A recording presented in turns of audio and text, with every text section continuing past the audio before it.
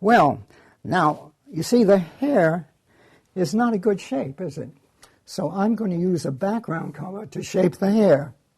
So I'm going to use a dark color, and I'm going to shape that hair better than it's been shaped before.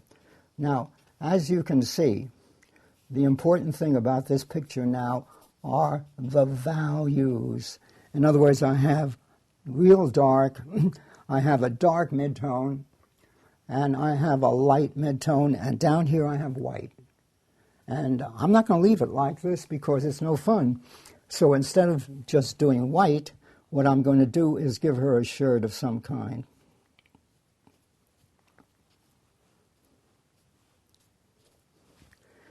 And the shirt is still too empty. So what I will do is pattern that shirt.